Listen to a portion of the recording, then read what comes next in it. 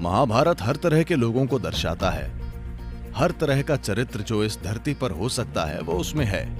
रावण सीधा राक्षस ताल गया और इस युवा स्त्री को देखा। उसने सोचा कि वही पार्वती है, वो उसे लेकर घर चला गया। भगवान जो भी है, अगर वो कहते हैं मैं इन लोगों की जिम्मेदारी लेता हूं, उन लोगों की नहीं, तो उन्हें बर्खास्त कर दिया जाएगा या नहीं?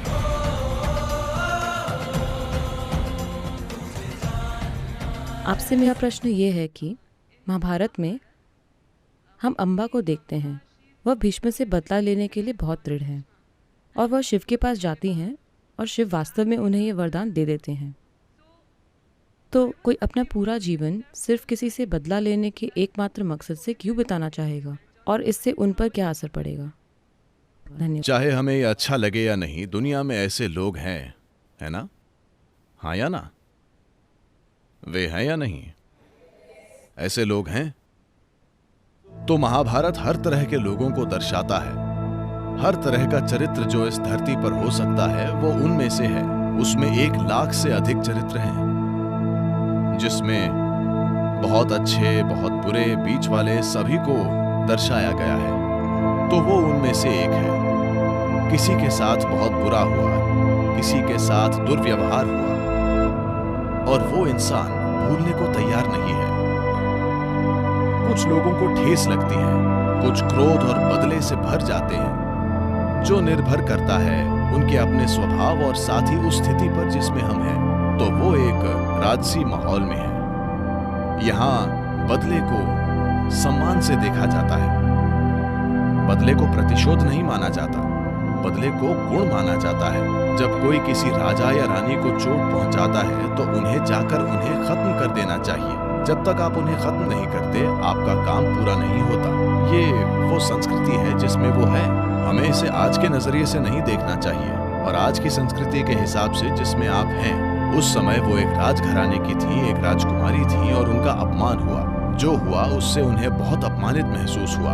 आप जानते हैं क्या हुआ उनके जीवन में। अब वो किसी भी कीमत पर उसका मूल्य वसूलना चाहती हैं, तो वो कोशिश करती हैं। तो वो शिव से वरदान मांगती हैं। सवाल है कि शिव उनकी मदद क्यों करते हैं? क्या सवाल यही है?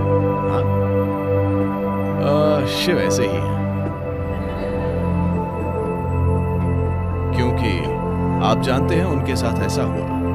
एक बार रावण, आपने रावण के बारे में सुना है? रावण शिव के पास आया और उनकी पूजा की और गुणगान किया। तो वो उससे प्रसन्न हुए और बोले तुम जो चाहो मांग लो, मैं तुम्हें दे दूंगा। और वो आदमी कहता है मुझे आपकी पत्नी चाहिए।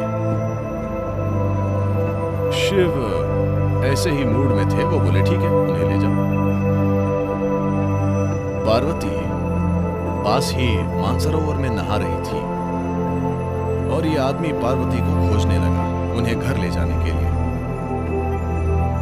फिर किसी ने जाकर पार्वती से कहा, शिव ने इजाजत दे दी है कि ये आदमी जो दक्षिण में कहीं से आया है वो आपको लेकर जा सकता है। वो कहती है क्या उनका दिमाग खराब हो गया है? तो पार्वती ने एक मेंढक लिया और इस मेंढक को एक सुंदर स्त्री में बदल दिया। फिर उसे मानसरोवर के पास ही एक झील में छोड़ दिया, जिसे आज राक्षस ताल कहा जाता है। तो रावण सीधा राक्षस ताल गया और इस युवा स्त्री को देखा। उसने सोचा कि वही पार्वती है, वो उसे लेकर घर चला गया। फिर उसे एहसास हुआ कि वो मेंढक से बनाई गई है, लेकिन वो मंडोदरी थी, इसीलिए उसे मंदोदरी कहा जाता है, जो मेंढक से बनाई गई है। लेकिन वो सुंदर और अद्भुत स्त्री थी, इसलिए वो उसकी रानी बनी और वहीं रही। लेकिन उसकी फिर से किसी की पत्नी को हड़पने की इच्छा उसे अयोध्या ले गई। आप जानते हैं, आप वो सारी मुसीबत जानते हैं, वो दूसरा किस्सा है। लेकिन आपको ये समझना चाहिए कि जिसे आप परम शक्ति या ईश्वर कह रहे हैं वो भेदभाव नहीं कर सकता, है ना? हेलो? अगर भगवान कहें, जो भी भगवान हैं, अगर वो कहते हैं मैं इन लोगों की जिम्मेदारी लेता हूं और उन लोगों की नहीं, तो उन्हें बर्खास्त कर दिया जाएगा या नहीं? हेलो? बर्खास्त करेंगे या नहीं? क्योंकि मूल रूप से ये एक रिस्पॉन्स है, एक असीमित रिस्पॉन्स। जब कोई चीज हर किसी को रिस्पॉन्स देती है, अगर उनकी चीज सही है, फिर हम कहते हैं कि ये ईश्वर है। अगर वो सिर्फ मुझे जवाब देती है, आपको नहीं, तो ये ईश्वर नहीं, ये मेरी पार्टी है ना? हेलो। तो जब रावण ने एक महान भक्त की तरह उनकी आराधना की, तो वो बोले जो चाहे मांग लो, मगर उस आदमी में सभ्यता होनी चाहिए थी। लेकिन उसमें ऐसा कुछ नहीं था। उसने कहा मुझे आपकी पत्नी चाहिए। वो कहते हैं ठीक है, उन्हें ले जाओ। तो उस संदर्भ में वो शिव के सामने जलती है और वो एक के बाद एक तप करती है, खुद को कठोर मुश्किलों में डालती है और कहती है मैं बस इस आदमी को मारना चाहती हूँ, मुझे वो शक्ति दीजिए। वो कहते हैं ठीक है, ले लो, लेकिन इसका मतलब ये नहीं कि वो आपको खुशहाली की ओर ले जाएगा। एक आदमी गाड़ी चला रहा था मेक्सिको में, और गैस खत्म हो गई। फिर वो पैदल चलने लगा। वहां उसने एक मठ देखा जहां भिक्षु बहुत कम साधनों में गुजारा कर रहे थे। वो बोला मेरी कार में गैस खत्म हो गई है, कुछ कीजिए। तो भिक्षु ने कहा देखिए हमारे पास यहाँ कुछ और नहीं है, हमारे पास कार नहीं है, गैस नहीं है, लेकिन मैं आपको खच्चर दे सकता हूँ।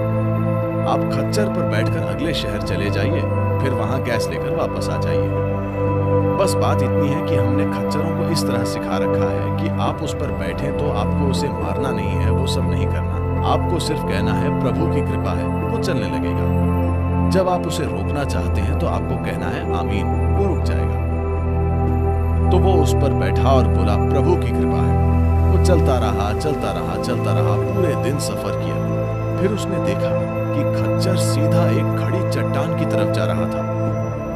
वो उसे रोकना चाहता था, उसने ये वो सब किया, लेकिन वो मंत्र भूल गया। उसने सारी कोशिश कर ली, लेकिन खच्चर सीधा चट्टान के सिरे की तरफ जा रहा था।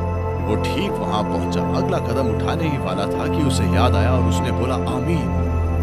वो रुक गया। उसने नीचे देखा, 2000 फीट